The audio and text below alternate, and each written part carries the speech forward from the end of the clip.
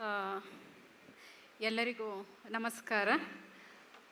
ಈ ಅವಕಾಶವನ್ನು ಒದಗಿಸಿದಂತಹ ಸುಬೋಧ್ ಸರ್ ಹಾಗೆ ಪ್ರತಿಭಾ ನಂದಕುಮಾರ್ ಅವರಿಗೆ ನಾನು ಥ್ಯಾಂಕ್ಸ್ ಹೇಳ್ತಾ ಇವತ್ತಿನ ಸೆಷನ್ನಲ್ಲಿ ನನ್ನ ಮೊದಲ ಕವಿತೆಯನ್ನು ಓದ್ತಾ ಇದ್ದೀನಿ. ಇದು ನಮ್ಮ ತಾತನ ಕುರಿತು ಬರೆದಂತಹ ಒಂದು ಪದ್ಯ. ಪದ್ಯದ ಶೀರ್ಷಿಕೆ ತಾತ, ಬಡ್ಡುಬಾಡು ಮತ್ತು ಹಲಗೆ. ತಾತ ನಿಜವಾಗಿಯೂ ಮರುಗುತ್ತಿದ್ದ. ಊರಾಗ ದನ ಸತ್ರೆ ಅಯ್ಯೋ ಇದಕ್ಕೇನಾಯಿತು, ಏನು ತಿಂತು, ನೀರು ಕುಡಿತಾ, ಯಾವಾಗ ಮಲಗ್ತು ತುಂಬ ವಿಚಾರಿಸಿ ಕಾರಣ ತಿಳಿಯುತ್ತಿದ್ದ. ಅಪ್ಪ ಚಿಕ್ಕಪ್ಪರ ಸಹಾಯದಿಂದ ಊರ ಹೊರಗಿನ ತೋಪಿಗೆ ಎಳೆದಾಕಿಸಿ ತಾನೊಬ್ಬನೇ ಎಲ್ಲಿಯೂ ಮುಕ್ಕಾಗದ ಹಾಗೆ ಹದವಾಗಿ ಅದರ ಚರ್ಮ ಸುಲಿದು ಮುಗಿಸುತ್ತಿದ್ದ.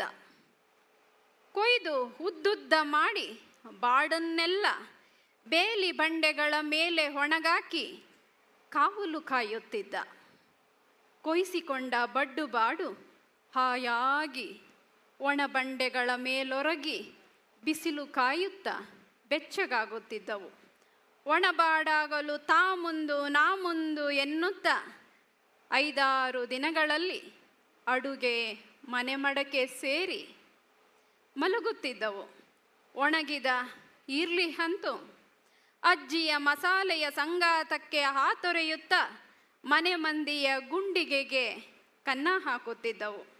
ಇತ್ತ ಸುಲಿದ ಚರ್ಮ ಕಲ್ಲು ಮುಳ್ಳಿನ ನೆಲದ ಮೇಲೆ ಸ್ವತಂತ್ರವಾಗಿ ಅಲಗಿಸಿ ಮಲಗುತ್ತಿತ್ತು. 5-6 ಕಡೆ ಮರದ ಗೊತ್ತುಗಳ ಹೊಡೆದು ವಾರ ಪೂರ್ತಿ ಒಣಗಿಸುತ್ತಿದ್ದ ತಾತ ಕಣ್ಣಿಗೆ ಎಣ್ಣೆ ಬಿಟ್ಟು ಕಾವಲು ಕಾದು ಅದರ ಮೇಲೆ ತನ್ನ ಉಸಿರನ್ನೆಲ್ಲ ಸುರಿಯುತ್ತಿದ್ದ. ಮಾತು ತಯಾರಿಯ ಕನಸು ಕಾಣುತ್ತಾ ಗಂಗಮ್ಮನ ಪರಿಸೆಗೆ ಹೇಗೆ ಕುಣಿಯಬೇಕೆಂದು, ಮಣ್ಣಿನ ಗುಡ್ಡೆಗೆ ಯಾರು ಕಾಸು ಸಿಕ್ಕಿಸುವರೋ ಎಂದು ಒಂದೇ ಕಣ್ಣಿನಿಂದ 2 ನೋಟು ಎತ್ತಿ ಶಬಾಷ್ ಎನಿಸಿಕೊಳ್ಳಬೇಕೆಂದು ಜ್ಞಾನಿಸುತ್ತಾ ಮಸೆತುಂಡಿನ ಮೇಲೆ ಮರಳು ಚೆಲ್ಲಿ ಆರೆ ಮಸಿಯುತ್ತಿದ್ದ. ನೆಲದ ಮೇಲೆ ಬಿಗಿಯಾಗಿ ಹರಡಿಕೊಂಡು ಒಣಗಿದ್ದ ದನದ ಚರ್ಮ ಆರೆಯಿಂದ ಕೂದಲುದುರಿಸಿಕೊಂಡು ನುಣುಪಾಗುತ್ತಿತ್ತು. ಪಳಪಳ ಹೊಳೆಯುತ್ತಿತ್ತು ಎಳೆಕೂಸ ಕೆನ್ನೆಯಂತೆ. ಇಡೀ ರಾತ್ರಿ ಕರುಳಗಳಿಗೆ ಲೆಕ್ಕ ನಡೆಯುತ್ತಲೇ ಇರುತ್ತಿತ್ತು. ಒಣಗಿದ ಕಾಲಿನ ಚರ್ಮ ದಾರಗಳಾಗಿ ಒಲುಮೆಯ ಹೊಲಿಗೆಗೆ ತಯಾರಿಯಾಗುತ್ತಿದ್ದವು. ನೆನೆ ಹಾಕಿ ಹುಣಸೆ ಬೀಜ ರುಬ್ಬಿ ನುಣ್ಣಗೆ ಎಣಿಗೆ ಸುತ್ತಿಗೆ ಉಜ್ಜಿ ಚರ್ಮ ಅಗಲಿಸಿ ಸುತ್ತಿ ಬಿರುಸಾಗಿ ಹೊಲಿಯುತ್ತಿದ್ದ. ಅದರ ಮೇಲೆ ಪದಗಳು ಪಟ ಪಟ ಪಟ ಉದುರುತ್ತಿದ್ದವು. ಬಿಗಿ ಸಾಲದೋ ಸಾಗಾಯಿತೋ 100 ಸಲ ನೋಡುತ್ತಾ ಹಲಗೆಯನ್ನು ಬೆಂಕಿಯೊಡನೆ ಮಾತಾಡಲು ಬಿಟ್ಟು ಹದಗೊಂಡ ಮೇಲೆ ಅಪ್ಪಿಕೊಳ್ಳುತ್ತಿದ್ದ. ಬಿಗಿಯಾಗಿ ಒಣಗಿದ ನೀರದನಿ ಸಣ್ಣದಾಗಿ ಹರಿದು ಜಗ್ ಜಗ್ ಜಗ್ ಜಗ್ ಜಗ್ ಜಗ್ ನಾದ ಹೊರಡಿಸುತ್ತಿತ್ತು. ಜಗುನಕ ಸುರಿದಾಗಲೆಲ್ಲ ತಾತನ ಮೊಗದಲ್ಲಿ ಬಡ್ಡುಬಾಡು ಕೊತ ಕೊತ ಕುದಿಯುತ್ತಿತ್ತು. 7 ಸಮುದ್ರಗಳು ಒಮ್ಮೆಗೆ ಉಕ್ಕಿ ಕುಣಿಯುತ್ತಿದ್ದವು ಕೋಡಿ ಹರಿದು ಗಮಲಿಗೆ. ಜಗ್ ಜಗ್ ಜಗ್ಗುನ್ನಕ್ಕ ಜಗ್ಗುನ್ನಕ್ಕ ಜಗ್ಗುನ್ನಕ್ಕನ್ನ ಸಪ್ಲಮ್ಮ ಮಾರಮ್ಮರ ಪರಸೆಗಳಲ್ಲಿ, ಅಕ್ಕೋಜಮ್ಮ ದೊಡ್ಡಮ್ಮರ ಊರಬ್ಬಗಳಲ್ಲಿ, ಹುಟ್ಟುಗಳಲ್ಲಿ, ಸಾವುಗಳಲ್ಲಿ, ಎದೆಗಾಯಗಳಲ್ಲಿ ಬಂಡಾಯ ಹೂಡುತ್ತಲೇ ಇದ್ದಾನೆ ತಾತ. ಜಗ್ ಜಗ್ ಜಗ್ ಜಗ್ ಜಗ್ಗನ್ನಕ್ಕ ಜಗ್ಗನ್ನಕ್ಕ ಜಗ್ಗನ್ನಕ್ಕನ್ನ. Thank you. ನಭಾ ಒಕ್ಕುಂದ ಅವರಿಗೆ ತಮ್ಮ ಕವಿತೆಯನ್ನು ಓದಬೇಕು ಅಂತ ಕೇಳ್ಕೊಳ್ತೇನೆ. ಎಲ್ರಿಗೂ ನಮಸ್ಕಾರ. ಮೊದಲನೇ ಕವಿತೆ ಅಂಬೇಡ್ಕರರಿಗೆ. ಆತ್ಮತೇಜದ ಬೆಳಕೆ. ಈ ಬೆಳಗು ಬಾನ ನೀಲಿಗೆ ಮುಖವೆತ್ತಿ ಸಂಭ್ರಮಿಸುತ್ತೇನೆ ಬಾಬಾ, ಮೈನಲಗುವ ರೋಮಾಂಚನದಲ್ಲಿ. ಇನ್ನೂ ಹುಟ್ಟದ ಕೂಸುಗಳ ಎತ್ತಿ ಮುದ್ದಿಸಿದ ತಾಯಿನಿ, ಹೆಣ್ಣು ಜೀವದೊಳಗೆ ಮಿಡಿವ ಸ್ವಾತಂತ್ರ್ಯದ ಕಂಪನವ ಕೇಳಿಸಿದ ತಂದೆ. ನೆಲದ ಬೇರುಗಳ ಸತ್ವ ಹಿರಿ ಮುಗಿಲುದ್ದ ಬೆಳೆದು ಜ್ಞಾನದೀಕ್ಷೆಯ ನಿಟ್ಟ ಗುರುವೆ, ನಿನ್ನ ನುಡಿಯಲು ಪದಗಳು ಒದಗುತ್ತಿಲ್ಲ, ಬರಿದೆ ಧನ್ಯತೆಯ ಸುಯ್ಲು. ಲೋಕ ಕಾಣುವ ಕಣ್ಣು ಕೊಟ್ಟ ಸೂರ್ಯನೇ, ಪುಸ್ತಕಗಳ ಪ್ರೀತಿಸುವ ದಿಕ್ಕು ಕಾಣಿಸಿದವನೇ, ಎಲ್ಲರಿಗೂ ನೆರಳು ನೀಡಿದ ಆಲದಂಥವನೇ, ಅಪಮಾನಗಳ ಹುದುಲಲ್ಲಿ ಕಾಲುಗಿದರೂ ಆತ್ಮತೇಜದ ಬೆಳಕಿನ ಕಂಬವಾದವನೇ, ಪ್ರತಿ ಜೀವದೊಳಗಿನ ಆತ್ಮ ಸಮ್ಮಾನದ ಕನಸೆ, ದಿನ ದಿನಕ್ಕೂ ವರುಷ ವರುಷಕ್ಕೂ ಬೆಳೆಯುತ್ತಲೇ ಇರುವ ಈ ಸಿರಿಯೇ, ಮಾತು ಸೋತಿತು ಗುರುವೆ. ಭಾವ ಬೀಜಗಳ ಬೊಗಸೆಯಲ್ಲಿಟ್ಟು ಕೈ ಎತ್ತಿ ಮುಗಿವೆ, ಸ್ವೀಕರಿಸು ಗುರುವೆ. ನೀ ತೋರಿದ ಬೆರಳ ದೂರಕ್ಕೆ ಕಾಣುವ ಕರುಣೆ ಕರುಣಿಸು, ನೀ ತೋರಿದ ಬೆರಳ ದೂರಕ್ಕೆ ಕಾಣುವ ಕರುಣೆ ಕರುಣಿಸು. Thank you. ನಂದಿನಿ ಅವರು. ಎಲ್ರಿಗೂ ನಮಸ್ಕಾರ. Thank you Bangalore poetry festival. Subodh ಸರ್ಗೆ ಥ್ಯಾಂಕ್ ಯು.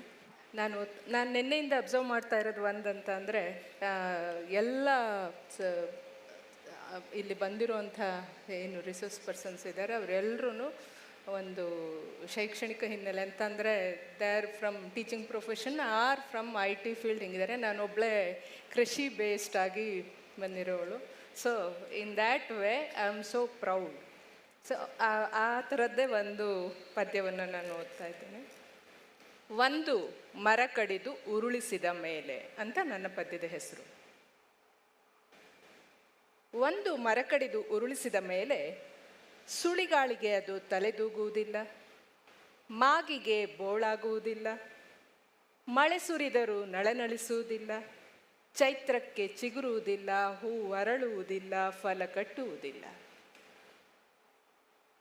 ಒಂದು ಮರ ಕಡಿದು ಉರುಳಿಸಿದ ಮೇಲೆ ಚಿಟ್ಟೆ ಪಟಗುಡುವುದಿಲ್ಲ, ಹಕ್ಕಿ ಆಡುವುದಿಲ್ಲ, ಗೂಡು ಮಾಡುವುದಿಲ್ಲ, ಅಳಿಲು ಆಡುವುದಿಲ್ಲ, ದುಂಬಿ ಮೊರೆಯುವುದಿಲ್ಲ, ಜೇನು ಸುಳಿಯುವುದಿಲ್ಲ, ತನುವಿಲ್ಲ, ಬನಿ ಇಲ್ಲ, ಮರ್ಮರದ ದನಿ ಇಲ್ಲ.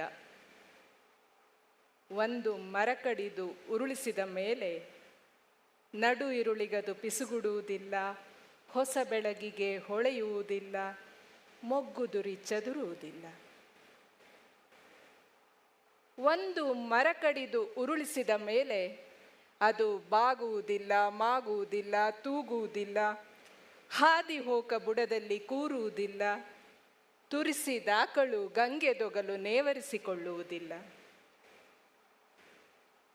ಒಂದು ಮರ ಕಡಿದು ಉರುಳಿಸಿದ ಮೇಲೆ ಒಲಿದ ಹೃದಯಗಳು ಬಳಸುವುದಿಲ್ಲ, ಮರೆ ನೋಡಿ ಮುತ್ತಿಡುವುದಿಲ್ಲ, ಕುಳಿತು ಕಾದಾಡುವುದಿಲ್ಲ, ಒಲಿದು ಮುದ್ದಾಡುವುದಿಲ್ಲ.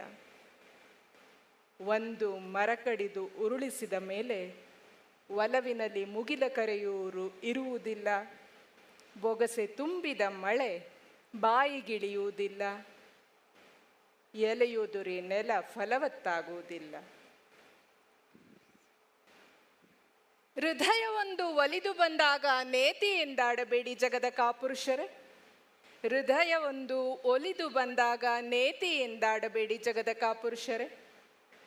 ಒಂದು ಮರ ಕಡಿದು ಉರುಳಿಸಿದ ಮೇಲೆ ಧರೆ ಉಳಿಯುವುದಿಲ್ಲ. Thank you. Thank you.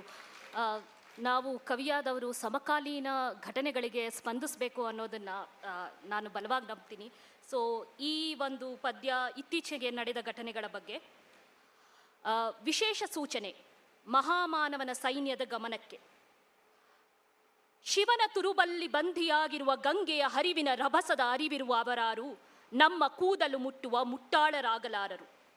ನಾವು ಇಂದಿನವರು, ಬಿಚ್ಚುಗೂದಲ ಕತ್ತಲ ಆಲಂಗಿಸಿದವರು, ತುರುಬು ಮುಡಿ ಮಡಿಗಳನ್ನು ಬಿಟ್ಟವರು, ಜಲಫಿರಂಗಿಗೆ ಮೈಯೊಡ್ಡಿ ನಿಂತವರು, ಲಾಠಿಯ ಏಟನ್ನು ಮಿಠಾಯಿ ಎಂದೆನಿಸಿ ತಿಂದವರು, ಅಶ್ರುವಾಯು ಶೆಲ್ಲನ್ನು ನೀವೇ ತೋಡಿದ ಹೊಂಡದ ಕೊಚ್ಚೆಗೆ ಬದ್ದು ಸಂಭ್ರಮಿಸಿದವರು, ರಾಜಿಯಲ್ಲ ರಾಜೀನಾಮೆಗೆ ರಚ್ಚೆ ಹಿಡಿದವರು. ನಾವು ಇಂದಿನವರು, ನಾವಲ್ಲ ಕ್ಷಮೆಯ ಧರಿತ್ರಿಯರು, ಕ್ಷಮೆಯ ಬೇಡುವವರ ಅರ್ಹತೆಯನ್ನೇ ಪ್ರಶ್ನಿಸುವವರು, ನಿಮ್ಮ ಸಸಾರದ ನುಡಿಗಳ ಕೇಳಿ ನಕ್ಕು ಬಿಡುವವರು. ಎಚ್ಚರವಿರಲಿ, ದ್ರೌಪದಿಯ ಮುಡಿಗೆ ಕೈ ಹಾಕುವ ಮುನ್ನ ನೆನೆಯಿರಿ ರಕ್ತ ತೆತ್ತು ಸಾಲ ತೀರಿಸಿದ ನಿಮ್ಮ ವಂಶಸ್ಥ ದುಶ್ಯಾಸನನ್ನ. ಇದು ನಮ್ಮ ಸವಿನಯ ಪ್ರಾರ್ಥನೆ. ನಾವು ಒಂದು 2ನೇ ರೌಂಡಿಗೆ ಹೋಗುವ. ನೇತ್ರ. Thank you. ಅಮೂಲ್ಯ ಹೇಳಿರುವ ಹಾಗೆ ಸಮಕಾಲೀನ ಸ್ಥಿತಿಗೆ ಕವಿತೆಗಳು ಸ್ಪಂದಿಸಬೇಕಂತ ನಮ್ಮ ಎಲ್ಲ ಕವಿತೆಗಳು ಕೂಡ ಒಂದಲ್ಲ ಒಂದು ರೀತಿಯಲ್ಲಿ ಸಮಕಾಲೀನ ಸ್ಥಿತಿಯನ್ನು ಕುರಿತು ಅಭಿವ್ಯಕ್ತಿಸ್ತಾ ಇದ್ದಾವೆ ಅಂತ ನಾನು ಭಾವಿಸ್ತಾ ಇದ್ದೀನಿ. ನಾನು ಇಲ್ಲಿಗೆ ಬರಬೇಕಂತಲೇ ಬರೆದಿರುವಂತಹ ಇಲ್ಲಿ ಓದಬೇಕಂತಲೇ ಬರೆದ ಒಂದು ಕವಿತೆಯನ್ನು ನಾನು ವಾಚನ ಮಾಡ್ತಾ ಇದ್ದೇನೆ. ಹಾರಿಸೋಣ ಬಾಗೆಳೆಯ, ಹಾರಿಸೋಣ ಬಾಗೆಳೆಯ, ಹಾರಿಸೋಣ ಎತ್ತರೆತ್ತರಕ್ಕೆ ಸಮತೆಯ ಗಾಳಿಪಟವ ನದಿ ತೀರದಲ್ಲಿ ನಿಂತು. ಹಾರಿಸೋಣ ಬಾಗೆಳೆಯ, ಹಾರಿಸೋಣ ಎತ್ತರೆತ್ತರಕ್ಕೆ ಸಮತೆಯ ಗಾಳಿಪಟವ ನದಿ ತೀರದಲ್ಲಿ ನಿಂತು. ಹೆಜ್ಜೆ ಹೆಜ್ಜೆಗಳ ಕೂಡಿಸಿ ಪ್ರೇಮ ರಾಗವ ಮೀಟಿ, ಉಸಿರನೇ ಉಸಿರಲ್ಲಿ ಬೆರೆಸಿ ಎಲ್ಲೆಗಳ ಹಡಿ ಮುರಿದು ಹೊಸ ದಾರಿ ಮಾಡೋಣ. ಹಾರಿಸೋಣ ಬಾಗೆಳೆಯ, ಹಾರಿಸೋಣ ಎತ್ತರೆತ್ತರಕ್ಕೆ ಸಮತೆಯ ಗಾಳಿಪಟವ ನದಿ ತೀರದಲ್ಲಿ ನಿಂತು. ನದಿ ಅಲೆ ಲಯ ಹೊಸೆದು ಚಿತ್ತಾರವ ಹೊಸಗೆ ಹಾಕಿ, ನದಿ ಅಲೆ ಲಯ ಹೊಸೆದು ಚಿತ್ತಾರವ ಹೊಸಗೆ ಹಾಕಿ, ಹುತ್ತು ಹದ ಮಾಡಿ ನೆಲಪದವನ್ನು ಕಟ್ಟಿ ಕೌದಿ ಹೊಲೆಯೋಣ. ಹುತ್ತು ಹದ ಮಾಡಿ ನೆಲಪದವನ್ನು ಕಟ್ಟಿ ಕೌದಿ ಹೊಲೆಯೋಣ. ಹಾರಿಸೋಣ ಬಾಗೆಳೆಯ, ಹಾರಿಸೋಣ ಎತ್ತರೆತ್ತರಕ್ಕೆ ಸಮತೆಯ ಗಾಳಿಪಟವ ನದಿ ತೀರದಲ್ಲಿ ನಿಂತು. ಕಾಮನ ಬಿಲ್ಲಿಗೆ ಹಾರಿ ಮೆಚ್ಚಿದ ಬಣ್ಣವ ಹಾಯ್ದು, ಕಾಮನ ಬಿಲ್ಲಿಗೆ ಹಾರಿ ಮೆಚ್ಚಿದ ಬಣ್ಣವ ಹಾಯ್ದು, ಹಚ್ಚಿಕೊಂಡು ಮೈಗೆಲ್ಲ ಕೈ ಹಿಡಿದು ಕುಣಿಯೋಣ. ಹಚ್ಚಿಕೊಂಡು ಮೈಗೆಲ್ಲ ಕೈ ಹಿಡಿದು ಕುಣಿಯೋಣ, ಊದೋಟ ಮಾಡೋಣ. ಹಾರಿಸೋಣ ಬಾಗೆಳೆಯ, ಹಾರಿಸೋಣ ಎತ್ತರೆತ್ತರಕ್ಕೆ ಸಮತೆಯ ಗಾಳಿಪಟವ ನದಿ ತೀರದಲ್ಲಿ ನಿಂತು. ಕಪ್ಪು ಬಿಳುಪಿನ ಪೊರೆ ಕಳಚಿ, ಕಪ್ಪು ಬಿಳುಪಿನ ಪೊರೆ ಕಳಚಿ ಕುಲಭೇದವ ಅಳಿಸಿ, ನದಿಗಳೆಲ್ಲವ ಸಾಗರಕ್ಕೆ ಸೇರಿಸಿ, ಬುದ್ಧ ಚರಣ ಮೈತ್ರಿ ಕಟ್ಟಿ ಅಕ್ಕಿಯಂತೆ ಹಾಡೋಣ. ಹಾರಿಸೋಣ ಬಾಗೆಳೆಯ, ಹಾರಿಸೋಣ ಎತ್ತರೆತ್ತರಕ್ಕೆ ಸಮತೆಯ ಗಾಳಿಪಟವ. ಮೌನ ಯುಗಗಳ ಮುರಿದು ಪುರಾಣಗಳ ಹೊಡೆದು, ಮೌನ ಯುಗಗಳ ಮುರಿದು ಪುರಾಣ ಹೊಡೆದು, ಕಪ್ಪು ಬಿಳುಪಿನ ಪೊರೆ ಕಳಚಿ ಕುಲಭೇದವ ಅಳಿಸಿ, ಕಪ್ಪು ಬಿಳುಪಿನ ಪೊರೆ ಕಳಚಿ ಕುಲಭೇದವ ಅಳಿಸಿ, ನಿಜ ಬತ್ತಿ ಹೊಸೆದು, ನಿಜ ಬತ್ತಿ ಹೊಸೆದು, ಕರುಣೆ ಕನ್ನಡಿ ಎಣ್ಣೆ ಸುರಿದು, ಕರುಣೆ ಕನ್ನಡಿ ಎಣ್ಣೆ ಸುರಿದು, ನಿಜ ಬತ್ತಿ ಹೊಸೆದು ದೀಪ ಹಚ್ಚಿ ಬೆಳಗೋಣ. ನಿಜ ಬತ್ತಿ ಹೊಸೆದು ದೀಪ ಹಚ್ಚಿ ಬೆಳಗೋಣ. ಹಾರಿಸೋಣ ಬಾಗೆಳೆಯ, ಹಾರಿಸೋಣ ಎತ್ತರೆತ್ತರಕ್ಕೆ ಸಮತೆಯ ಗಾಳಿಪಟವ ನದಿ ತೀರದಲ್ಲಿ ನಿಂತು. Thank you. Thank you. ಒಂದು 15 ನಿಮಿಷಕ್ಕಿಂತ ಸ್ವಲ್ಪ ಕಡಿಮೆ ಇದೆ, ಆದ್ದರಿಂದ ಸಣ್ಣ ಸಣ್ಣ ಪದ್ಯಗಳನ್ನ ಆಯ್ಕೆ ಮಾಡ್ಕೋಬೇಕು ಅಂತ ಕೇಳ್ಕೊಳ್ತೇನೆ. ಕವಿತೆ ಹೆಸರು ಯುದ್ಧ. ದೇಶ, ಭಾಷೆ, ಧರ್ಮ, ಜಾತಿ, ಲಿಂಗ ಎಲ್ಲವೂ ಯುದ್ಧದ ಬಿಡಾರಗಳು. ದೇಶ, ಭಾಷೆ, ಧರ್ಮ, ಜಾತಿ, ಲಿಂಗ ಎಲ್ಲವೂ ಯುದ್ಧದ ಬಿಡಾರಗಳು. ಒಂದು ದಿನ ದೊಡ್ಡ ಬಿರುಗಾಳಿ ಬೀಸಿ ನಿಶಾನೆ ಸಿಗದಂತೆ ಎಲ್ಲವನ್ನೂ ಉರುಳಿಸುತ್ತದೆ. ಒಂದು ದಿನ ದೊಡ್ಡ ಬಿರುಗಾಳಿ ಬೀಸಿ ನಿಶಾನೆ ಸಿಗದಂತೆ ಎಲ್ಲವನ್ನೂ ಉರುಳಿಸುತ್ತದೆ. ಜಗತ್ತಿನ ಎಲ್ಲ ಸೈನಿಕರು ಒಂದು ದಿನ ಪೆವಿಲಿಯನ್ಗೆ ಮರಳುತ್ತಾರೆ. ಮಕ್ಕಳು ಮರಿ ಬದುಕುಗಳ ಹೊಸ ಶಿಸ್ತು ಕಲಿಯುತ್ತಾರೆ. ಎಲ್ಲ ಆಯುಧಗಳನ್ನು ಒಂದು ದಿನ ಕಾಸಿ ತಂತಿವಾದ್ಯವಾಗಿಸುತ್ತಾರೆ. ಜಗತ್ತಿನ ಎಲ್ಲ ಬಾಂಬುಗಳನ್ನು ಒಂದು ದಿನ ನಿಷ್ಕ್ರಿಯಗೊಳಿಸುತ್ತಾರೆ. ಜಗತ್ತಿನ ಎಲ್ಲ ಭಯೋತ್ಪಾದಕರು ಒಂದು ದಿನ ಮಂಡಿಯೂರಿ ಹೊಲದಲ್ಲಿ ದುಡಿಯುತ್ತಾರೆ. ಜಗತ್ತಿನ ಎಲ್ಲ ಗಡಿಗಳಲ್ಲೂ ನಿತ್ಯ ಪುಷ್ಪದ ಗಿಡದ ಬಣ್ಣದ ಬೇಲಿ ಹಾಕುತ್ತಾರೆ. ನಗಬೇಡಿ, ನನಗೆ ಕನಸು ಕಾಣುವ ಅಧಿಕಾರವಿದೆ. ನಗಬೇಡಿ, ನನಗೆ ಕನಸು ಕಾಣುವ ಅಧಿಕಾರವಿದೆ. Thank you. ನಗಬೇಡಿ, ನನಗೆ ಕನಸು ಕಾಣುವ ಅಧಿಕಾರವಿದೆ. Beautiful line. Thank you. ನಾನು ಓದ್ತಾ ಇರುವಂತಹ ಕವಿತೆ ನಾನು ನನ್ನ ಕವಿತೆಯನ್ನು ಅಂತ. ನಾನು ನನ್ನ ಕವಿತೆಯನ್ನು ನದಿಯಲ್ಲಿ ಮುಳುಗಿಸಿ ಉರಿವ ಜ್ವಾಲೆಗೆ ಎಸೆದು ಪಾಳು ಪ್ರಪಾತಕ್ಕೆ ತಳ್ಳಿದೆ. ವಯ್ಯಾರದಲ್ಲಿ ಬದಿಯವರ ಕೂಗಿ ಕರೆದು ಕಾಪಾಡಿ ಕಾಪಾಡಿ ಪ್ರೇಮ ಕವಿತೆ ನಾನು ಎಂದೇನೋ ಹಾಡಿ ಎದ್ದು ಬಂದಿತು. ನಾನು ನನ್ನ ಕವಿತೆಯನ್ನು ಸಪ್ತ ನದಿಗಳಲ್ಲಿ ಮೀಸಿ ಒಂದು ಆಶ್ರಮದಲ್ಲಿ ಉಳಿಸಿ ತುಂಬು ತೋಳಿನ ಕುಬಸ ತೊಡಿಸಿ 8 ಗಜದ ಸೀರೆ ಉಡಿಸಿ ಪಂಚಾಕ್ಷರಿ ಹೇಳಿಸಿದೆ. ಕೃಷ್ಣ ಕೃಷ್ಣ ಎನ್ನುತ್ತಾ ತನ್ನ ಸೀರೆ ತಾನೇ ಬಿಚ್ಚಿಕೊಂಡು ತಾನು ಸೀರೆ ಸುತ್ತಿಕೊಂಡು ಹೆಂಗೆ ನಾವು ಅಂದಿತು.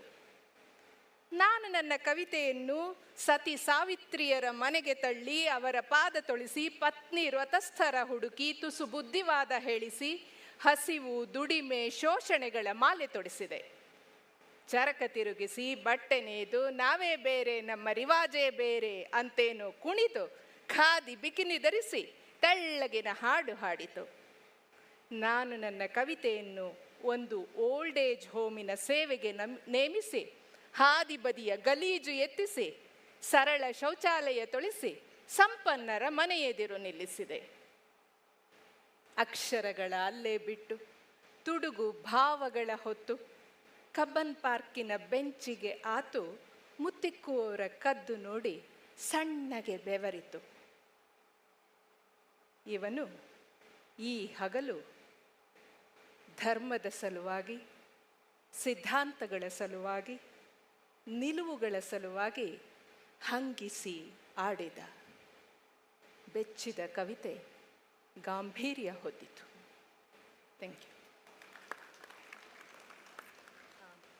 ಕೆನ್ಯಾದ ನಾರ್ದರ್ನ್ ಕೆನ್ಯಾ ಉತ್ತರ ಭಾಗದಲ್ಲಿ ತುರ್ಕಾನಾ ಅಂತ ಒಂದು ಜಾಗ ಇದೆ.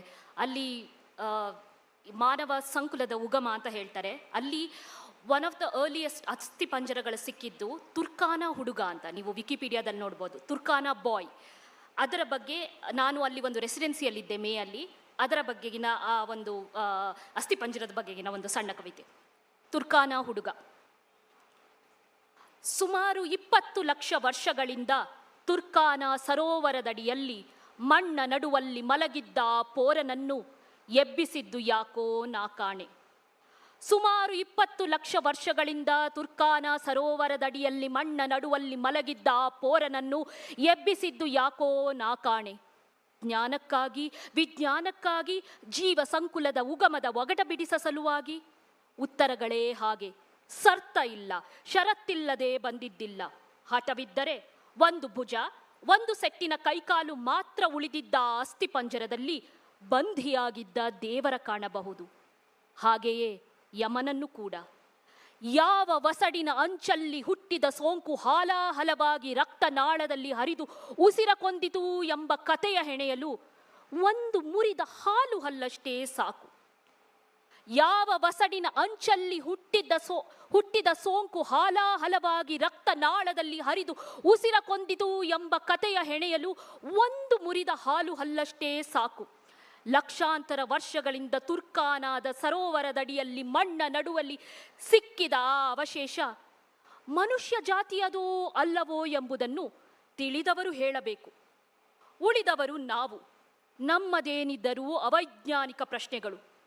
10 ಸಂವತ್ಸರ ದಾಟದ ಆ ಹೆಸರಿಲ್ಲದ ಹುಡುಗನಿಗೆ ಮರುಗಿದರೆ ಯಾರಾದರೂ ಭಾಷೆ ಹುಟ್ಟುವ ಮುನ್ನ.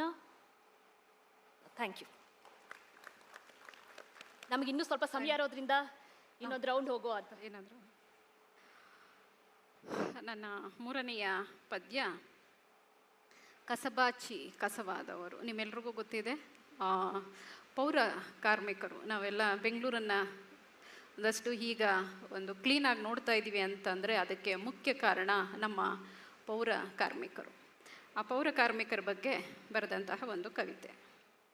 ನಾವು ಕಸಬಾಚಿ ಕಸವಾದವರು, ಕಸದಲ್ಲೇ ಕನಸಿಸಿದವರು, ಶತಮಾನಗಳ ಈ ದಾರಿಯ ಕೊಳೆತ ಕಸವ ಬಾಚುತ್ತಿರುವವರು, ಘನತೆಯೇ ಇರದ ಬದುಕಿನ ಪಾತಾಳ ಜ್ವಾಲಾಮುಖಿಯೊಂದಿಗೆ ಕಸ ಕಡ್ಡಿಗಳು, ಪ್ಲಾಸ್ಟಿಕ್ ಬ್ಯಾಗುಗಳು, ಗಬ್ಬು ಸೀಸೆ ಮುಚ್ಚಳಗಳು, ಸತ್ತ ನಾಯಿ, ಹಂದಿ, ಇಲಿ, ಬೆಕ್ಕುಗಳು ಸ್ವಚ್ಛ ಭಾರತದ ಕಣ್ಣು ತೆರೆಸುತ್ತಾ ಅಲ್ಲೂ ಕಿರಿಯುತ್ತಿವೆ.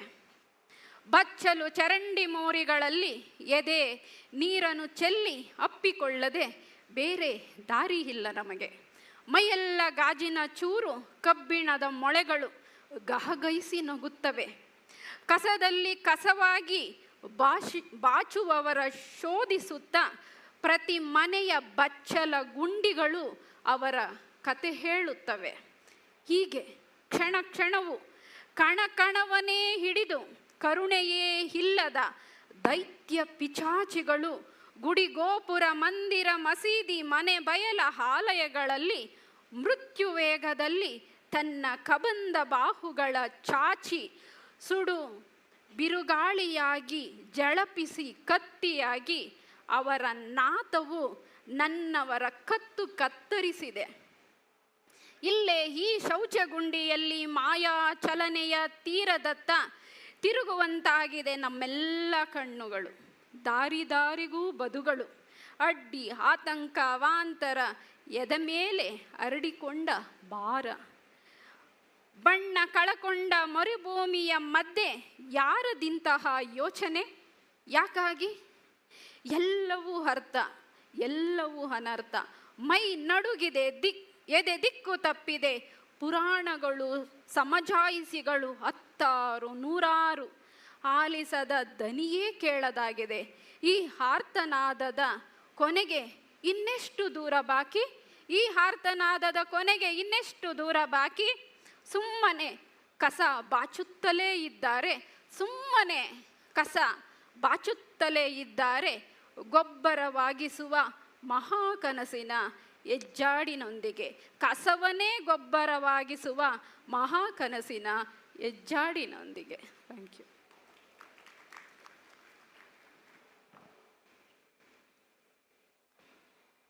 ಕವಿತೆ ಹೆಸರು ದುಡಿವ ಜನ. ದುಡಿವ ಜನರ ಬೆವರು ನೆಲಕ್ಕೆ ಹರಿದಿದ್ದರೆ ನೆಲನೆಂದು ಕಾಲಿಡಲಾಗುತ್ತಿರಲಿಲ್ಲ. ಉಪ್ಪು ಕೆಸರು ಬಾಳು ಬಾಳಲಿ ಎಂದವರು ಬೆವರವರೆಸಿಕೊಂಡರು.